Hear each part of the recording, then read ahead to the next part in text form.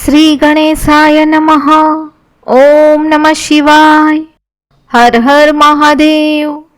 આગળના અધ્યાયમાં આપણે ભગવાન શંકર તથા દેવી સતીના મંગલકારી સુયશનું શ્રવણ કર્યું. હવે પુનઃ પ્રેમપૂર્વક એમના ઉત્તમ યશનું વર્ણન કરીએ. હવે આપણે સતી અને શિવના ચરિત્રનું પ્રેમથી શ્રવણ કરીએ. બંને દંપતી કૈલાસ પર્વત પર લૌકિક ગતિનો આશ્રય લઈને નિત્ય નિરંતર ક્રીડા કરતા હતા. ત્યારબાદ મહાદેવી સતીને પોતાના પતિ શંકરનો વિયોગ થયો એવું કેટલાક શ્રેષ્ઠ બુદ્ધિવાળા વિદ્વાનોનું કથન છે. પરંતુ વાસ્તવમાં એ બંનેનો પરસ્પર વિયોગ કેવી રીતે થઈ શકે? કેમ કે એ બંને વાણી અને અર્થની જેમ એકબીજાની સાથે સદા મળેલા ભળેલા છે. શક્તિ અને શક્તિમાન છે તથા ચિત્ત સ્વરૂપ છે. છતાં પણ એમનામાં લીલા વિષયક રુચિ થવાને કારણે બધું કાંઈ સંઘટિત થઈ શકે છે. સતી અને શિવ ઈશ્વર છે. તેમ છતાં લૌકિક રીતિનું અનુસરણ કરીને તેઓ જે કંઈ લીલાઓ કરે છે તે સર્વ સંભવ છે. દક્ષ કન્યા સતીએ જ્યારે જોયું કે મારા પતિએ મારો ત્યાગ કર્યો છે, ત્યારે તે પોતાના પિતા દક્ષના યજ્ઞમાં ગયા અને ત્યાં ભગવાન શંકરનો અનાદર જોતા એમણે એમના શરીરનો ત્યાગ કરી દીધો. એ જ સતી પુનઃ હિમાલયને ઘેર પાર્વતીના નામથી પ્રગટ થયા અને બહુ જ ભારે તપસ્યા કરીને એમણે પુનઃ ભગવાન શિવને લગ્નમાં પતિરૂપે પ્રાપ્ત કર્યા. નારદજીના મનમાં અનેક પ્રશ્નો ઊભા થયા. નારદજીએ બ્રહ્માજીને શિવા અને શિવના મહાન યશ વિશે પૂછ્યું. શિવ અને શિવાના ભાવ તથા આચાર સાથે સંબંધ રાખનારા એમના ચરિત્રને વિસ્તારપૂર્વક સંભળાવવા કહ્યું. ભગવાન શંકરે પોતાના પ્રાણોથી પણ વધારે પ્રિય ધર્મ પત્ની સતીનો કેમ ત્યાગ કર્યો? આ ઘટના નારદ મુનિને ઘણી જ વિચિત્ર લાગે છે. તેમજ દક્ષના યજ્ઞમાં ભગવાન શિવનો અનાદર કેવી રીતે થયો અને ત્યાં પિતાના યજ્ઞમાં જઈને સતીએ પોતાના શરીરનો ત્યાગ કેવી રીતે કર્યો? ત્યાર પછી શું થયું? ભગવાન મહેશ્વરે શું કર્યું? આ બધા પ્રશ્નો નારદજીએ બ્રહ્માજીને કર્યા. બ્રહ્માજી નારદ મુનિને તેમજ મહર્ષિઓને ખૂબ જ પ્રેમથી ભગવાન ચંદ્રમૌલીનું આ ચરિત્ર વૃત્તાંત કઈ સંભળાવે છે. શ્રી વિષ્ણુ આદિ દેવતાઓ દ્વારા સેવિત પરબ્રહ્મ મહેશ્વરને નમસ્કાર કરીને બ્રહ્માજી એમના અદ્ભુત ચરિત્રનું વર્ણન શરૂ કરે છે. આ સર્વ ભગવાન શિવની લીલા જ છે. પ્રભુ અનેક પ્રકારની લીલા કરનારા સ્વતંત્ર અને નિર્વિકાર છે. દેવી સતી પણ તેવા જ છે. અન્યથા એવું કર્મ કરવામાં સમર્થ પણ કોણ થઈ શકે છે? પરમેશ્વર શિવ જ પરબ્રહ્મ પરમાત્મા છે. એક સમયની વાત છે કે ત્રણેય લોકોમાં વિચરનાર લીલા વિશારદ ભગવાન રુદ્ર સતીની સાથે બળદ પર આરૂઢ થઈને ભૂતલ પર ભ્રમણ કરી રહ્યા હતા. ફરતા ફરતા દંડકારણ્યમાં આવ્યા. ત્યાં એમણે લક્ષ્મણ સહિત ભગવાન શ્રી રામને જોયા, જે રાવણ દ્વારા છળપૂર્વક હરણ કરાયેલી પોતાની પ્રિય પત્ની સીતાની શોધ કરી રહ્યા હતા. તે હા સીતે એવું ઉચ્ચ સ્વરથી બોલી રહ્યા હતા. જ્યાં ત્યાં નજર ફેરવતા હતા અને વારંવાર રડતા હતા. એમના મનમાં વિરહનો આવેશ છવાઈ ગયો હતો. સૂર્યવંશમાં ઉત્પન્ન વીર ભૂપાલ દશરથ નંદન ભરતાગ્રજ શ્રી રામ આનંદ રહિત થઈને લક્ષ્મણની સાથે વનમાં ભ્રમણ કરી રહ્યા હતા અને એમની કાંતિ ફીકી પડી ગઈ હતી. એ સમયે ઉદાર ચેતા પૂર્ણ કામ ભગવાન શંકરે બહુ જ પ્રસન્નતાથી એમને પ્રણામ કર્યા અને જય જયકાર કરીને બીજી બાજુ ચાલ્યા ગયા. ભક્ત વત્સલ શંકરે આ સમયે વનમાં શ્રી રામની સામે સ્વયંને પ્રગટ ન કર્યા. ભગવાન શિવની મોહમાં નાખનારી આવી લીલા જોઈને સતીને બહુ જ વિસ્મય થયો.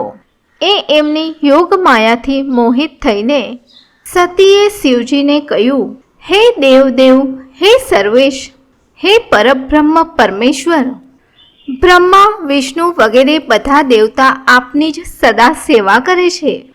આપ જ સર્વ દ્વારા પ્રણામ કરવાને યોગ્ય છો. સર્વને આપનું જ સર્વદા સેવન અને ધ્યાન કરવું જોઈએ.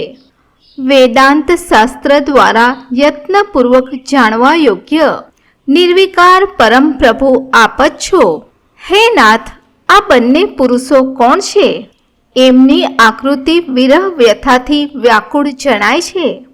એ બંને ધનુર્ધર વીર વનમાં વિચરતા વિચરતા કલેશયુક્ત અને દીન થઈ રહ્યા છે. એમાં જે જ્યેષ્ઠ અને મોટા છે એમની અંગ કાંતિ નીલકમલની જેમ શ્યામ છે. એમને જોઈને કયા કારણે આપ આનંદ વિભોર થઈ ગયા હતા? આપનું ચિત્ત કેમ અત્યંત પ્રસન્ન થઈ ગયું હતું? આપ આ સમયે ભક્તની જેમ વિનમ્ર કેમ થઈ ગયા હતા? હે સ્વામીન, હે કલ્યાણકારી શિવ, આપ મારો સંશય સાંભળો. હે પ્રભુ, સેવ્ય સ્વામી પોતાના સેવકને પ્રણામ કરે એ ઉચિત જણાતું નથી.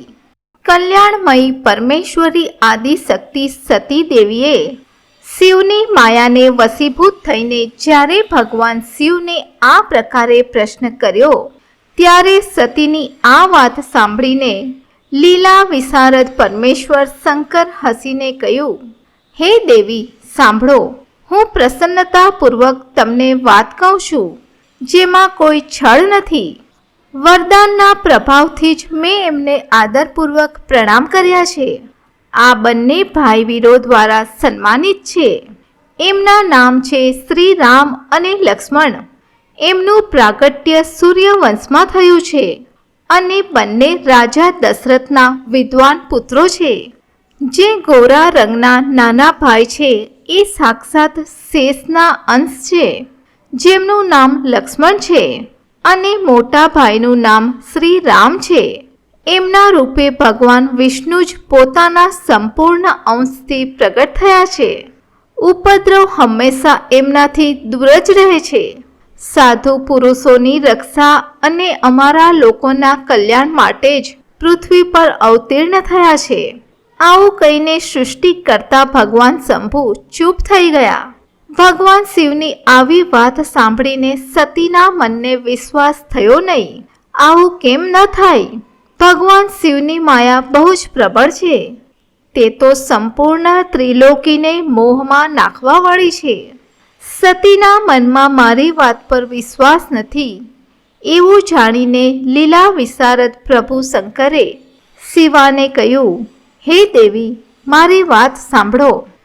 જો તમારા મનમાં મારા કથન પર વિશ્વાસ ન હોય તો તમે ત્યાં જઈને સ્વયંની બુદ્ધિથી જ શ્રી રામની પરીક્ષા કરી લેવો, જેથી તમારો મોહ અથવા ભ્રમ નષ્ટ થઈ જાય.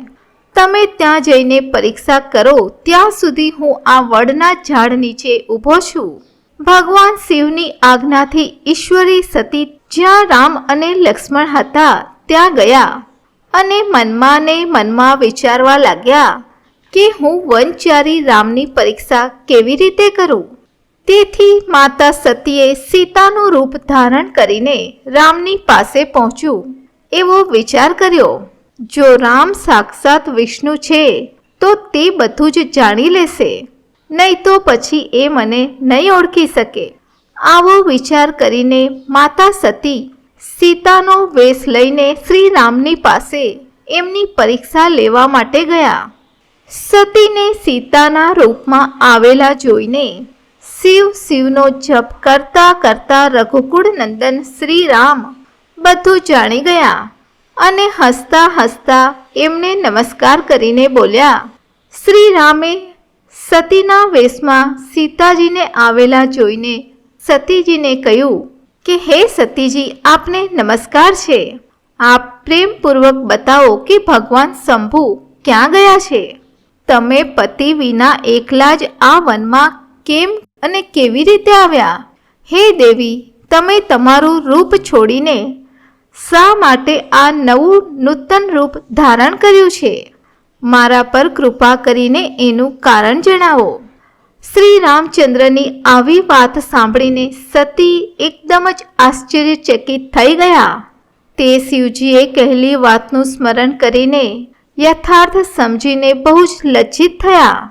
શ્રી રામને સાક્ષાત વિષ્ણુ ભગવાનના અવતાર જાણીને પોતાના રૂપને પ્રગટ કરીને મનમાં ને મનમાં જ ભગવાન શિવના ચરણા રવિંદોનું ચિંતન કરી પ્રસન્ન ચિત્ત થયેલા સતી શ્રી રામજીને કહેવા લાગ્યા, હે રઘુનંદન, સ્વતંત્ર પરમેશ્વર ભગવાન શિવ મારા તથા અન્ય પાર્ષદોની સાથે પૃથ્વી પર ભ્રમણ કરતા કરતા આ વનમાં આવી ગયા હતા.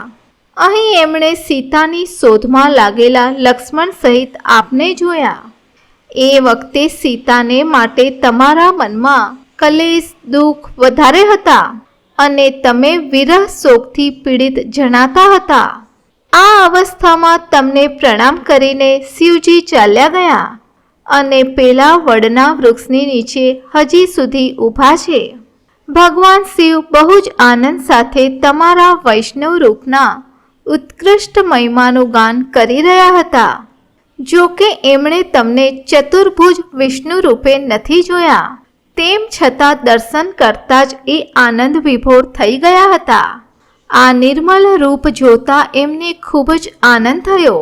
આ વિશે મારા પૂછવાથી ભગવાન શંભુએ જે વાત કહી એને સાંભળીને મારા મનમાં ભ્રમ ઉત્પન્ન થઈ ગયો. તેથી હે રાઘવેન્દ્ર, મેં એમની આજ્ઞા લઈને આપની પરીક્ષા કરી છે. હે શ્રી રામ, હવે મને જણાયું કે તમે સાક્ષાત વિષ્ણુ છો. તમારી સમગ્ર પ્રભુતા મેં મારા નેત્રો વડે જોઈ છે.